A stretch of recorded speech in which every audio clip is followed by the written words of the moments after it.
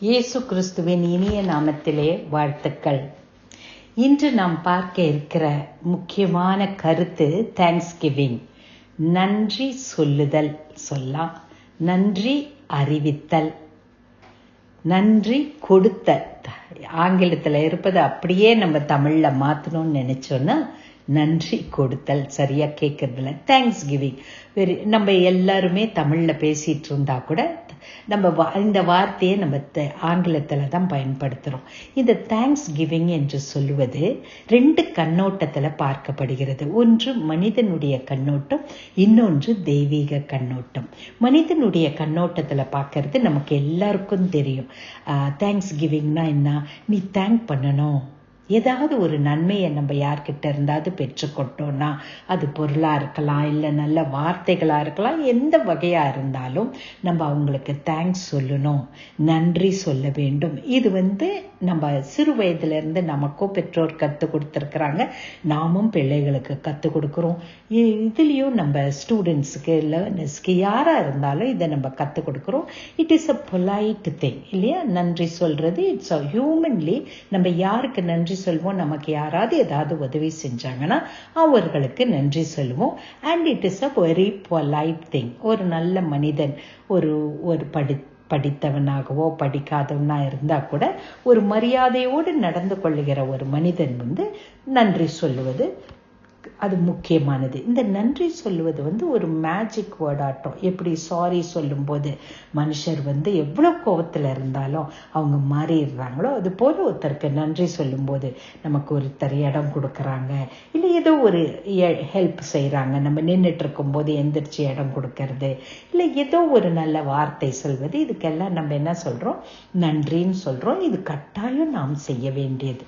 ஒரு மனிதனா நம்ம இருக்கும் போது தன்மானம் உள்ள ஒரு நல்ல மனிதனாக வாழ்கிறவன் நன்றி சொல்லணும். இந்த நன்றி ஒரு மேஜிக் வேர்டுன்னு நான் ஏன் சொல்றேன்னா, எத்தனையோ காரியங்கள்ல இந்த நன்றி சொல்லும் போது அந்த மனிதருக்குள்ள ஒரு நல்ல சூழ்நிலையை நம்ம ஏற்படுத்துறோம். ஆனா இன்னைக்கு நாம் பார்க்க போவது thanksgiving. I am going to tell you in a divine way uniqueness of thanksgiving. வேதாகமத்துல நன்றி சொல்லுதல் நிறைய இடத்துல நம்ம படிக்கிறோம். பவுலடியார் எழுதியிருக்கிறாரு, பேதுரு எழுதியிருக்கிறாரு, யோவான் எழுதியிருக்காரு, நிறைய. எந்த புத்தகத்துல நீங்க படிச்சீங்கன்னாலும் நன்றி சொல்லுதல் நமக்கு வரும் வேதாகமத்துல. புதிய ஏற்பாட்டில் மட்டும் நீங்க எடுக்கும் போது 73 முறைகள் தேங்க்ஸ் கிவிங் என்ற வார்த்தை வருகிறது. கிரேக்க மொழியில தானே புதிய ஏற்பாடு எழுதப்பட்டிருக்கிறது. அந்த புதிய ஏற்பாட்டில் கிரேக்க மொழியின் அந்த மூல ஆதாரமான வார்த்தை நீங்க புதிய ஏற்பாட்டில் பார்த்தீங்கன்னா, மத்தேயு எழுதின சுவிசேஷத்துல இருந்து வெளிப்படுத்தல் வரைக்கும் நீங்க பார்க்கும்போது 73 இடங்கள்ல இந்த நன்றி சொல்லுதல் வருது. நீங்க காஸ்பல் சுவிசேஷங்கள்ல மட்டும் குறைத்து நீங்க பார்த்தாங்கன்னா, சுவிசேஷங்கள்னா உங்களுக்கு தெரியும், மத்தேயு, மார்க்கு, லூக்கா, யோவான், இந்த 4 பேரும் எழுதினது இயேசு கிறிஸ்துவுடைய வாழ்க்கையை எழுதுறாங்க. இந்த 4 சுவிசேஷங்கள்ல மட்டும் 20 முறை நன்றி சொல்ற வார்த்தை வருகிறது. இன்னும் கொஞ்சம் நம்ம அதை ஆழத்துல போய் பார்க்கும்போது இயேசு கிறிஸ்து நன்றி சொல்லி இருக்கிறாரா? யோசித்து பாருங்க. இயேசு கிறிஸ்து எத்தனையோ காரியங்களை மக்களுக்கு சொல்லி கொடுத்திருக்கிறாரு.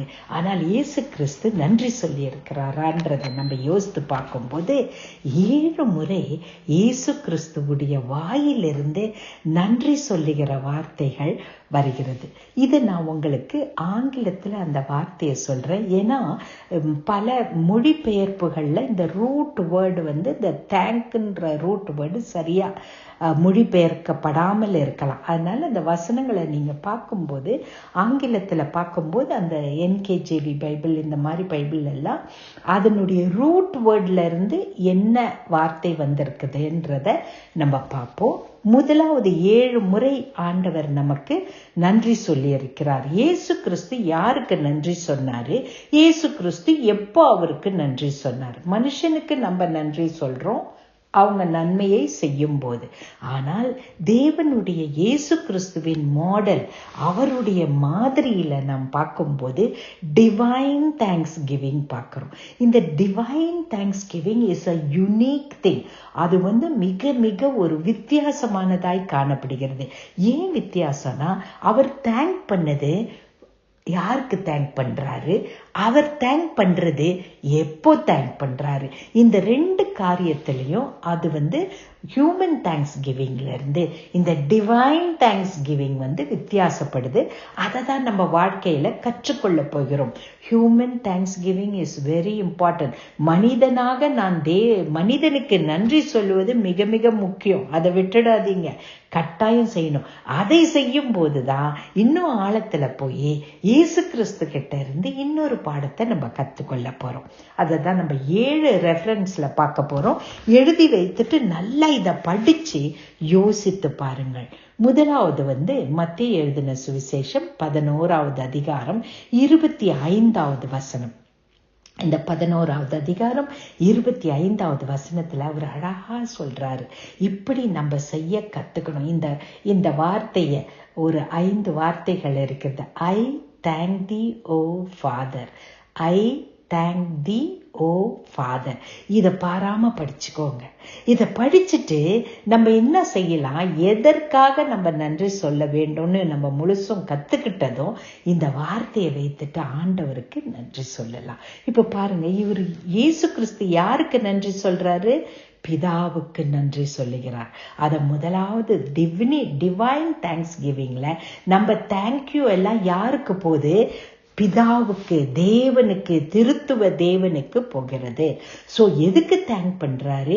யூ ஹவ் ஹிட், இதை நீர் என்ன செய்தீர்?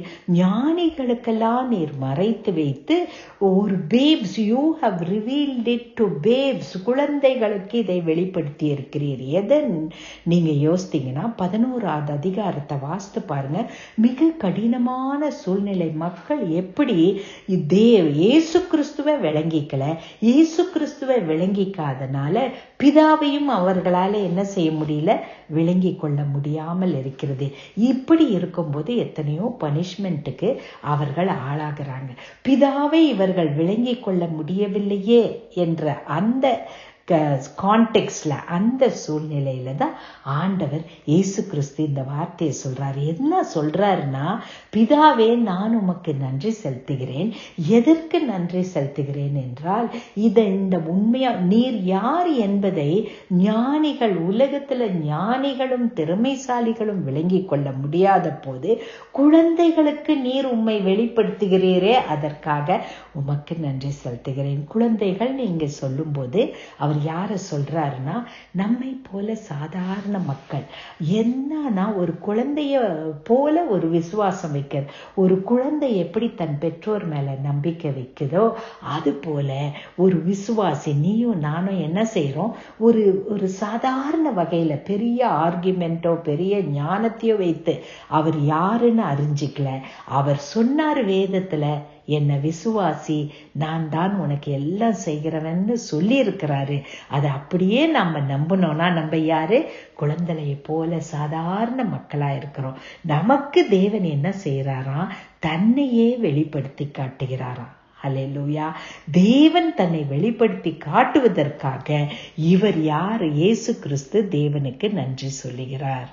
இதே வார்த்தைகளை நம்ம லூக்கா எழுதின சுவிசேஷம் 10வது அதிகாரம் 21வது வசனம். லூக்கா 10:21 இதே வார்த்தைகளை தான் பேசுறாரு. ஐ தேங்க் தி ஃபாதர், இதை தான் பேசுறாரு. ஆனா இவர் சொன்ன சூழ்நிலை இந்த இடத்துல மாறுது. அப்போ 2வது முறையும் அவர் என்ன செஞ்சிருக்கிறாரு? பிதாவை நன்றி செலுத்தி இருக்கிறார். இந்த சூழ்நிலை, இந்த லூக்கா 10 நீங்க பார்க்கும்போது வேறு சூழ்நிலையில மக்கள் என்ன செய்யல? பிதாவை அறிந்து கொள்ளாமல் இருக்கிறார்கள். அவர்கள் அறிந்து கொள்ளாமல் இருக்கும் போது அவர்களுக்கு பிதாவை வெளிப்படுத்தி காட்டுவதை குறித்து இவர் என்ன சொல்றாரு? பிதாவை இடத்துல, பிதாவே சாதாரண மக்கள் எந்த கேள்வியும் கேட்காம நீர் சொன்னீங்களா, நீங்க செய்வீங்கன்னு நாங்களே, அவர்களுக்கு உண்மை நீர் வெளிக்காட்டி கொடுப்பதற்காக, வெளிப்படுத்தி கொடுப்பதற்காக நன்றி என்றார். இப்போ 2 முறை பார்த்துட்டோம் இல்லையா? 3வது முறை உங்களுக்கு தெரிந்த பகுதி தான் மத்தேயு 15வது அதிகாரம் 36வது வசனம். மத்தேயு 15:36. அதே சூழ்நிலை மார்க்கும் எழுதியிருக்கிறாரு. மார்க்கு 8வது அதிகாரம் 6வது வசனம். இந்த 2 இடத்துலயும் நம்ம என்ன பார்ப்போம்? அப்பத்தை, அந்த loaves, he took 7 loaves of bread, அதை எடுத்து he gave thanks, நன்றி செலுத்தி மக்களுக்கு கொடுக்கறதுக்கு he broke itன்னு பார்க்கிறோம். எத்தனை பேருக்கு கொடுக்கிறாரு? 4000 பேருக்கு. இப்ப நமக்கு முக்கியமானது he gave thanks. 7 loaves of bread எடுத்து அவர் என்ன செய்யறாரு? he gave thanks. இப்ப அவர் கையில இருக்கிறது 7 loaves of bread தான். ஆனால் அவர் கொடுக்க வேண்டியது மல்டிடியூட், கூட்டமான மக்களுக்கு கொடுக்க வேணும். 4000 மக்களுக்கு கொடுக்க வேண்டி இருக்கிறது. அதை என்ன செய்யறாரு? மக்களை எதிரில் பார்க்கிறாரு. கையில இருக்கிறது 7 loaves of bread. மக்கள் கூட்டம் 4000 கூட்டம் இருக்கிறாங்க. இவர் என்ன செய்யறாரு தெரியுமா? பிரச்சனை பெருசா இருக்குது, உன்கிட்ட இருக்கிறதோ ஒண்ணுமே இல்லை, உனக்கு உதவி செய்யறதுக்கோ பெரிய ஆட்கள் இல்லை. இப்படியான பிரச்சனை உனக்கு இருந்ததுன்னா நீ செய்ய வேண்டியதெல்லாம் give thanks. எதுக்காக நன்றி சொல்லுகிறார்? உன் தேவனை நீ அறிந்திருக்கிறாய். என் தேவன் நல்லவர், என் தேவன் அன்புள்ளவர், என் தேவன் எனக்காக பெரிய காரியங்களை செய்து கொடுப்பார் என்பத அறிவு உனக்கு இருக்கிறது அல்லவா? அதற்காக நன்றி சொல்லு. நடக்கவே முடியல, இந்த காரியம் எப்படி நடக்கும்? எனக்கு உதவி செய்யறதுக்கு யாருமே இல்லையே, நான் இருக்கிற இடத்துல எனக்கு யாரையுமே தெரியலையே, இப்படியெல்லாம் மனசுல ஓடிட்டு இருக்குதா? நீங்க செய்ய வேண்டிய இந்த uniqueness of thanksgiving, magical thanksgiving என்ன தெரியுமா?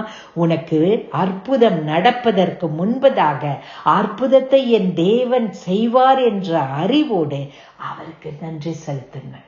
நன்றி செலுத்துங்கள். ஆண்டவரே, இந்த பெரிய காரியம் என் கை முன்னால, என் கண்ணு முன்னால நின்னுட்டே இருக்குது, உமக்கு நன்றி செலுத்துகிறேன் ஆண்டவரே. என் சரீர சுகம், என் குடும்பத்துல நடக்க வேண்டிய காரியம், இதெல்லாம் என் கண் முன்னால நிக்குது. 4000 பேர் கண்ணு முன்னால நிக்கிறாங்க. இப்படி நிற்கும் போது what did he say? Do he gave thanks. அது போல நீயும் நானும் என்ன செய்ய பழகிக்கணும்? அவருக்கு நன்றி சொல்ல பழகிக்கணும். அற்புதம் தானாக நடக்கும். 4000 பேருக்கு போஷித்தாரா? போஷித்தார். என்ன ஈக்குவேஷன்மா? 7 loaves of bread versus 4000 people. யோசித்து பாருங்க. அதே மாதிரிதான் நம்மளுக்கு இருக்கிற காரியம் ஒன்றுமே இல்லை. என்கிட்ட சக்தி இல்லை, பலன் இல்லை, ஞானம் இல்லை, ஒண்ணும் இல்லை. ஆனா நான் செய்ய வேண்டிய சவாலோ பெருசா இருக்குது. ஆண்டவர் ஆசீர்வாதத்தால் செய்து முடிப்பார். அதே மாதிரி இன்னொரு பகுதி பார்க்கிறோம். 4வது முறை அவர் தேங்க் பண்றதை பார்க்கும்போது யோவான் எழுதின சுவிசேஷம் 6வது அதிகாரம் 11வது வசனத்துல நீங்க பார்க்கும்போது 5000 மக்களை அவர் போஷிக்க வேண்டி இருக்குது. 5 அப்பதான் இருக்குது. அதை எடுத்து அவர் என்ன செய்யறாரு? 5000 மக்களை பார்க்கிறாரு. பார்த்தா நமக்கு மனசுல என்ன எண்ணம் ஓடும்? ஐயோ, நான் கையில இருக்கிறது இவ்வளவு சின்னது, இங்க இருக்கிற கூட்டமோ இவ்வளவு பெருசுன்னு பலவிதமான நெகட்டிவ் தாட்ஸ் ஓட ஆரம்பிக்கும். இது செய்ய முடியாது என்று இருக்கும்.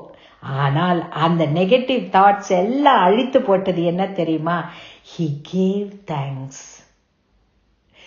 ஆண்டவர் பிதாவுக்கு நன்றி. இவரால் எப்படி நன்றி செலுத்த முடிஞ்சது? கொஞ்சம் யோசித்து பாருங்களேன். இவ்வளோ 5000 மக்கள் உட்கார்ந்து இருக்கிறாங்க, 5000க்கும் மேலானது, கையில இருக்கிறதோ 5 அப்பமும் 2 மீன். எப்படி இவருக்கு நன்றி செலுத்த முடிந்தது தெரியுமா? பிதா யார் என்பதை இவர் அறிந்திருந்தார். பிதாவோட ஐக்கியம் இவருக்கு இருக்கிறது. பிதாவை குறித்த அறிவு உனக்கும் எனக்கும் இருந்ததுன்னா நம்முடைய பிரச்சனைய பார்த்து பயப்பட மாட்டோம். பிரச்சனைக்காக நன்றி சொல்லுவோம். அந்த பிரச்சனையின் சமயத்துல நன்றி சொல்வோம். எதுக்கு நன்றி சொல்வோம்? என் தேவன் என் பிரச்சனையை தீர்த்து வைப்பதற்காக என்னை ஆசீர்வதிப்பார் என்ற அந்த நம்பிக்கையோடு நன்றி செலுத்த ஆரம்பிப்போம். நன்றி செலுத்த ஆரம்பிங்க. ஜெபிக்கும் போது, ஆண்டவரே, உங்களுக்கும் தேவனுக்கும் இருக்கிற உறவு தானே, நன்றி செலுத்த செலுத்த ஆரம்பிங்க. எந்தெந்த பிரச்சனை உங்களை அழுத்தி கொண்டிருக்கிறதோ, எந்தெந்த பாரம் உங்களை அழுத்தி கொண்டிருக்கிறதோ அதற்காக நன்றி செலுத்துங்க. அது நடப்பதற்கு முன்னதாக ஆண்டவர் அதை முடித்து தருவார். 5வது முறை அவர் நன்றி சொல்றத பார்க்கும்போது யோவான் எழுதின சுவிசேஷம் 11வது அதிகாரம் 42-43 லாசருவை உயிரோடு எழுப்புகிறார். யோவான் 11:41-42. லாசரு, மரித்து போன லாசரு. எப்போ மரித்து போனாரு? 4 நாளைக்கு முன்னதாக மரித்து போயிட்டாரு லாசரு. அவரை வர சொல்லி மார்த்தாலும் மரியாளும் கூப்பிடுறாங்க. அவர் 4 நாள் தாமதம் பண்ணி வராரு. இந்த 4 நாள் தாமதம் பண்ணி வந்தப்போ மார்த்தாவை சந்திக்கிறாரு, மரியாளை சந்திக்கிறாரு. நிறைய யூதர்கள் எல்லாம் கூட்டமா வராங்க. எல்லாரும் சேர்ந்து லாசருவின் கல்லறைக்கு போறாங்க. அப்படியே கற்பனையில வாங்க, லாசருவின் கல்லறைக்கு போயிட்டு கல்லை புரட்டுங்கன்னு சொல்லும்போது அவர்களால விசுவாச வார்த்தைகளை கூட பேச முடியல. மார்த்தா, நமக்கு தெரியும் 4 நாள் ஆயிடுச்சேன்றாங்க. ஆனா கல்லை புரட்டுறாங்க. அவர் சொன்னது அந்த வார்த்தையின் பேர்ல, அவர் மேல இருந்த அவர் தேவன், அவர் மேசியாவாக வந்திருக்கிறார் என்ற அந்த நம்பிக்கையின் பேர்ல, அவர் வார்த்தையின் மேல் வைத்த நம்பிக்கையினால கல்லை புரட்டுறாங்க. என்ன நடக்குது உங்களுக்கு தெரியும். Father, I thank thee for you have heard me. பிதாவே, நீர் என்னை கேட்டதற்காக நான் உமக்கு நன்றி செலுத்துகிறேன். கேட்டுட்டாரா? லாசரு இன்னும் கல்லறைக்குள்ளதான் இருக்கிறாரு. லாசருவே வெளியே வான்ட்டு அவர் இன்னும் கூப்பிடல. நல்லா கவனிங்க, கற்பனையில கவனிங்க. இன்னும் ஒரு லாசருவை கூப்பிடல.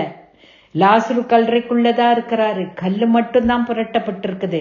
அவர் சொல்ற மேஜிக் வேர்டு, அவர் பண்ணுகிற அந்த அற்புதமான ஜெபம், வல்லமையான ஜெபம். ஜெபம் எவ்வளவு பெருசா பண்றோன்றது இல்லம்மா. பெருசா பண்றதுல, பெரிய ஜெபம் பண்றதுல தப்பு கிடையாது. ஆனால் உன்னுடைய ஜெபத்தில் விசுவாசம் கலந்திருக்கிறதா? உன்னுடைய ஜெபத்துல பிதா யாருன்னு உனக்கு தெரியுதா? நீ யார் கூட பேசிட்டு இருக்கிறேன்னு உனக்கு விளங்குதா? ஒரு சாதாரண மனுஷன் கூட பேசுற மாதிரி இல்ல. நம்ம ஜெபத்தை மாத்திடுறோம். இவர் சொல்ற மேஜிக் வேர்டு. இன்னும் லாசரு எப்படி இருக்கிறாரு? இன்னும் கல்லறையை திறந்த உடனே லாசருவை தெளிவா மக்களுக்கு பார்க்க முடியும். எப்படி பார்க்க முடியும்? அவர் முழுவதும் சீலைகளால் சுற்றி இருக்க மக்களுக்கு பார்க்க முடியும். அதோடு கூட துர்நாற்றமும் வீசி இருக்கலாம். 4 நாள் ஆயிடுச்சு. மக்கள் கண்ணை மூடி இருப்பாங்க, மூக்க மூடி இருப்பாங்க. ஆனா காது மட்டும், நிச்சயமா கற்பனையில சொல்றேன், காது மட்டும் கேட்கும். என்ன தேவன் ஜபித்தாரு? I thank thee for you have heard me. நீர் என்னை கேட்டபடியினால் நான் உமக்கு நன்றி சொல்லுகிறேன். இதுதாமா ஜெபத்தின் வல்லமை. இதுலதான் தேங்க்ஸ் கிவிங் உடைய uniqueness and the magic and the வல்லமை, பவரை நம்ம உணர்றோம். நீர் என்னை கேட்டபடியினால் உமக்கு நன்றி செலுத்துகிறேன். இதை நான் எனக்காக சொல்லல ஆண்டவரே, என் பிதாவே, நான் மக்கள் இதை தெரியணும். நீர் என்னை எப்பொழுதும் கேட்கிறீர்னா என்ன? நான் என்ன கேட்கிறேனோ அதை நீர் செய்து கொடுக்கிறீர் என்பதை மக்களுக்கும் தெரியணும்னு, பிதாவினால் இது நடந்தது என்பதை பிதாவை மகிமைப்படுத்தும் வகையில I thank you for you have heard மீன்னு லாசரு கல்லறைக்குள்ள இருக்கும் போதே, லாசருவின் சரீரம் நாற்றமடித்த போதே, லாசருவின் சரீரம் துணிகளால் சுற்றி இருக்கும் போதே இயேசு கிறிஸ்து சொல்றாரு. அன்பானவர்களே, அதுக்கப்புறம் தான் இயேசு கிறிஸ்து என்ன செய்யறாரு தெரியுமா? லாசருவே வெளியே வான்ட்டு அதுக்கப்புறம் தான் கூப்பிடுறாரு. எப்போ?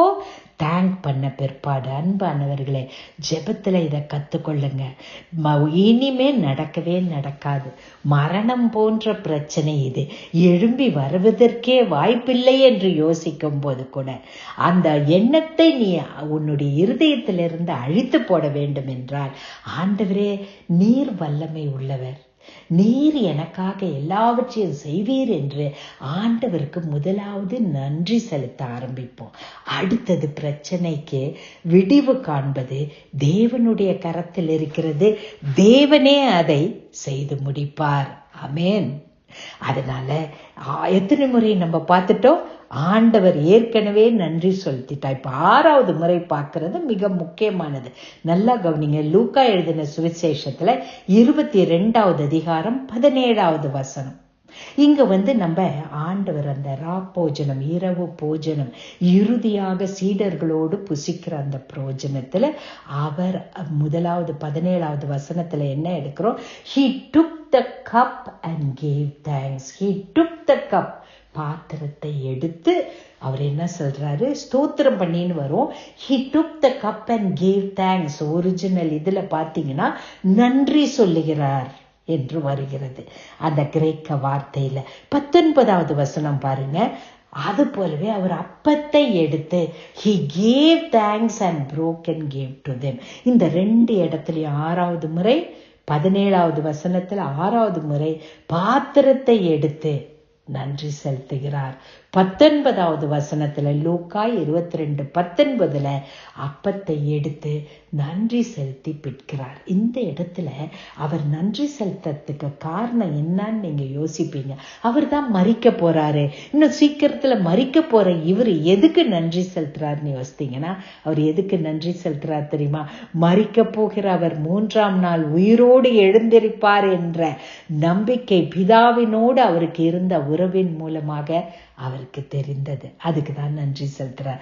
அதனால்தான் ஒவ்வொரு முறை நம்ம கம்யூனியன் எடுக்கும் போதும், ராப்போஜனம் எடுக்கும் போதும் அப்பத்தை அவர் எடுத்து பிட்டு அந்த பாத்திரத்துக்கு நன்றி சொல்லி, அப்பத்திற்கு நன்றி சொல்லி நம்ம எதை நினைவு கூறணும்னு நமக்கு சொல்றாங்கன்னா, அவருடைய மரணத்தையும் அதோட நிறுத்திடாதீங்க, அவருடைய உயிர்த்தெழுதலையும்.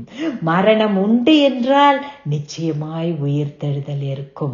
அப்பத்தை அவர் ஆசீர்வதித்ததற்கு காரணம் அவர் உயிரோடே எழும்ப போகிறார். அன்பானவர்களே, இந்த 7 ரெஃபரன்ஸ் நான் கொடுத்ததுலயும் நீங்க எடுத்து படிச்சு பார்த்தீங்கன்னா, நம்ம ஒரு உண்மையான ஒரு மகத்துவமான உண்மையை கற்றுக்கொள்ளுகிறோம்.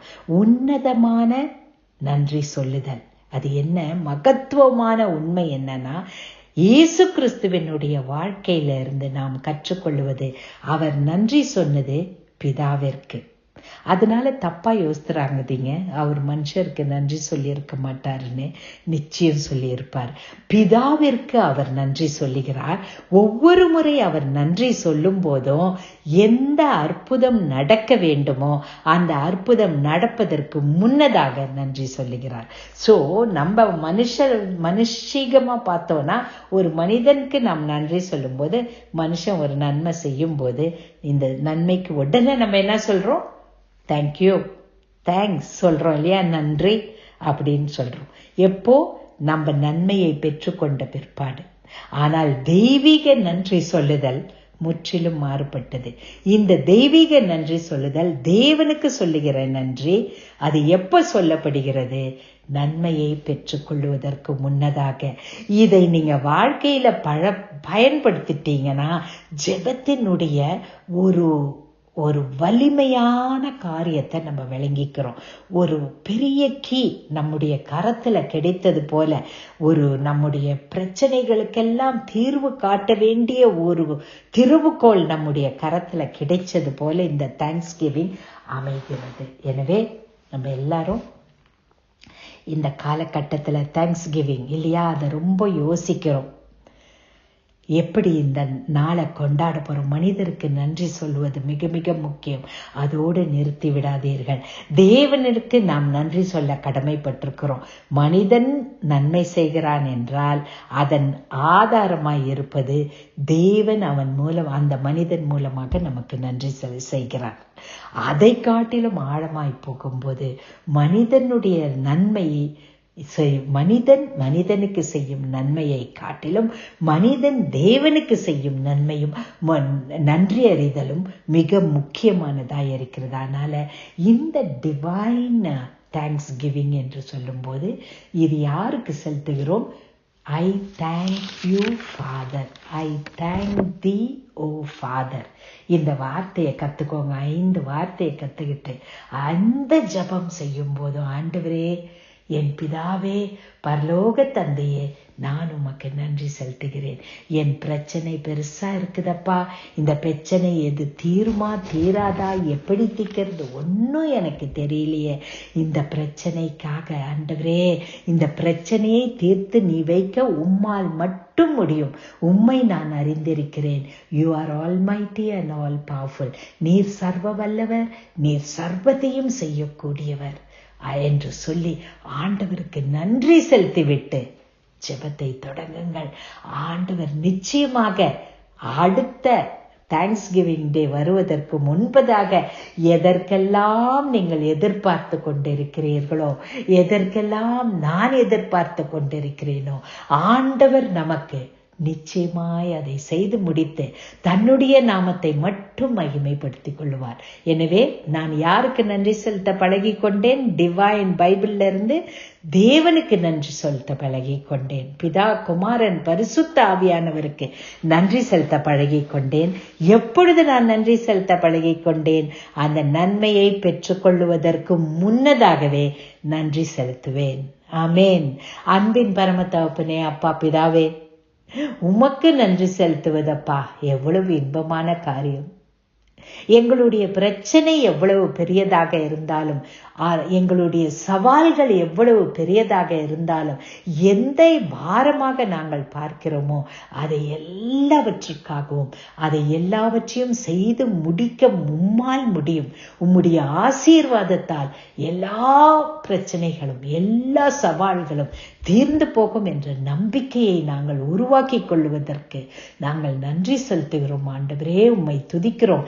நீர் சர்வ வல்லவர், நீர் சர்வ ஞானி, நீர் சர்வ வியாபி, நீர் சர்வத்தையும் செய்யக்கூடியவர். உம்மால் செய்யக்கூடாத காரியம் ஒன்றுமே இல்லை அப்பா. ஆண்டவரே, பரிசுத்த ஆவியானவரே, இந்த எண்ணத்தை தொடர்ந்து எங்கள் இருதயத்துல தாங்க. எங்கள் பிரச்சனையை பார்க்காமல் நீர் எங்களுக்கு செய்து முடிக்க வல்லவர் என்பதை மட்டும் நாங்கள் பார்த்து உமக்கு நன்றி செலுத்துகிறோம். நிச்சயமாக ஆசீர்வாதம் எங்களுக்கு தொடர்ந்து வரும் என்பதை நாங்கள் நம்புகிறோம். கர்த்தாவே, இயேசு கிறிஸ்துவின் வல்லமை உள்ள நாமத்திலே கேட்கிறோம் பிதாவே. ஆமேன், ஆமேன்.